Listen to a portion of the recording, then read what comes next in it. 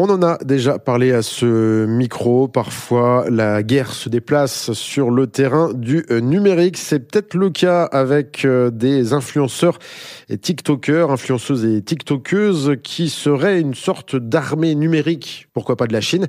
Stéphane Cor, bonjour. Bonjour. On risque rien de dire ça comme ça? Non, on avait parlé aussi des armées de trolls de la Russie. Il en existe dans les pays démocratiques, un certain nombre aussi. Aujourd'hui, on va dire, c'est une démarche courante. Faut pas oublier aussi cette enquête qui a été faite par les journalistes de Forbidden Story, donc qui regroupe un certain nombre de journalistes qui enquêtent sur des enquêtes qui ont dû être abandonnées suite à la mort de l'un de leurs confrères.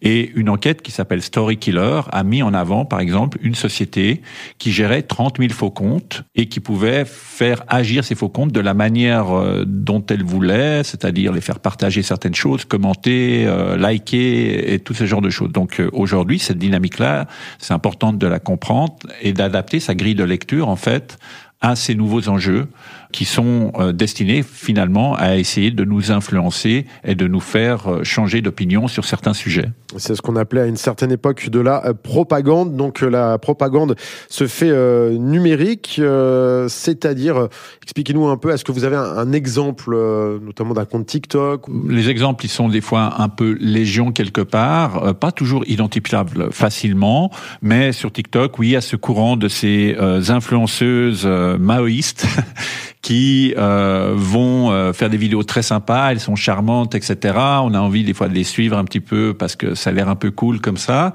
Et puis elles sourient tout le temps.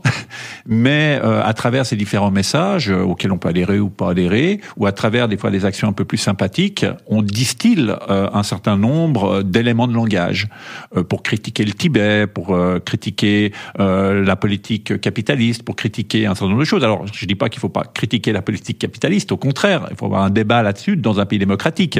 Mais quand l'idée est d'utiliser des éléments pour influencer une personne et lui faire changer d'opinion sans que celle-ci participe réellement au débat, là, c'est quand même un peu plus discutable. Ouais, ça touche notre libre arbitre. Bien sûr. Alors, bien sûr que tout le monde devrait avoir un libre arbitre et que s'il ne tient qu'à nous d'avoir cette distance.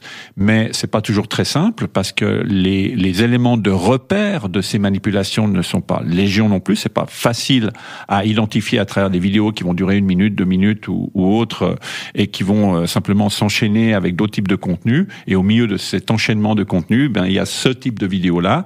Et c'est pas l'armée chinoise d'influenceuses qui, en rang serré, intervient sur TikTok. Non, c'est des vidéos qui sont distillées, qui sont disséminées, et ce qui rend compliqué des fois la détection de l'élément unique par rapport à cette, on va dire, stratégie et campagne d'ensemble.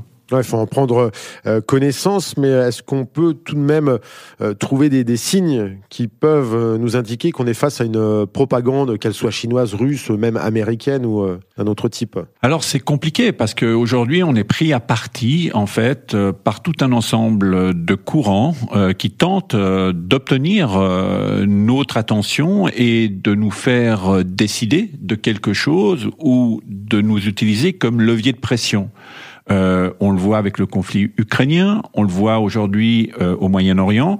Il y a sans arrêt des conflits où le conflit s'étend hors de son périmètre physique pour aller toucher les esprits dans son périmètre numérique. Et des fois, c'est même plus violent. Oui, c'est-à-dire qu'on peut radicaliser des gens à travers certains contenus et certaines idées, des gens qui sont peut-être un peu plus perméables, en fait, à certaines choses, qui cherchent quelque part à avoir une identité et qui vont peut-être basculer, suivant la nature des messages et leur manière de les appréhender, dans quelque chose qui est plus radical. Donc la solution, c'est de s'informer et de prendre des infos des deux côtés. La solution, c'est l'éducation média, c'est le développement de la capacité de discernement, de l'esprit critique, pas que dans les écoles, malheureusement, je dirais, mais en tout cas, si on le fait correctement dans les écoles, les élèves vont pouvoir aider leurs parents, peut-être à aussi développer leur esprit critique et leur capacité de discernement. Merci Stéphane. Merci.